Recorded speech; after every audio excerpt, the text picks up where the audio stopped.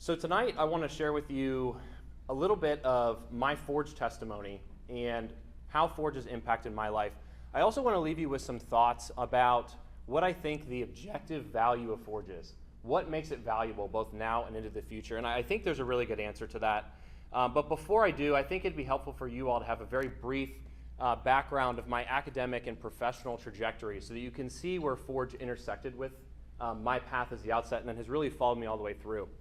And so it starts in a classroom at Ashland University, and I'm thinking back now, sitting there my junior year, and this quirky guy named Adam Josephic, who at the time I couldn't pronounce the last name, but as you can tell, I've got it right.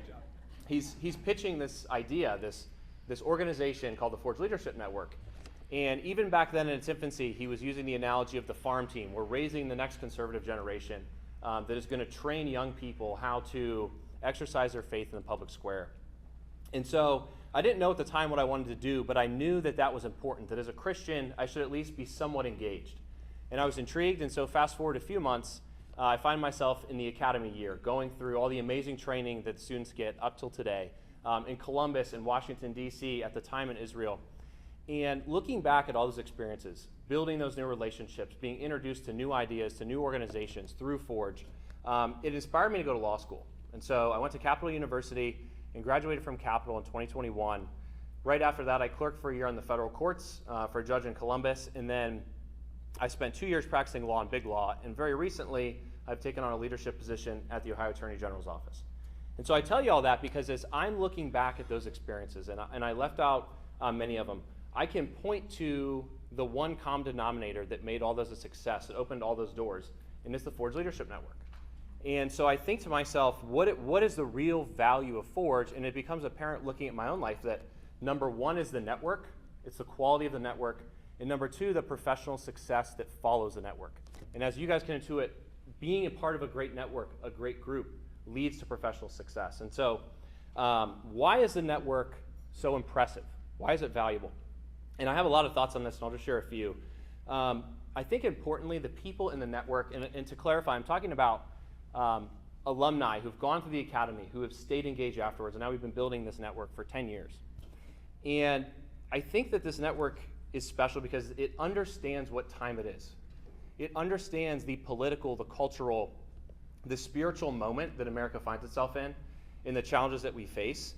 And more importantly, the network realizes that we are amidst a cosmic battle of good and evil. And we see ourselves as a network as soldiers in that battle. And it's being waged in many spheres. People in the network, we're out there in elected office, making policy behind the scenes, winning lawsuits on behalf of red states. We have people that are doing fundraising, supporting the next group of candidates that's going to go on and lead. We have those in business leveraging their wealth and their resources for the movement. And so you look around and you see all of these people doing diverse things, but they are united with a common vision and a common mission, which is to fight the good fight. And you see excellence in all those circles. So you see someone, they demand excellence of themselves, but they look left and they look right, and they demand excellence of the person next to them. And so naturally, when you are part of a group like that, the whole group gets elevated to levels of influence that the individuals that make it up cannot otherwise reach on their own. And that is what makes this network special. And so then naturally, what happens is you have professional success that follows those group members around.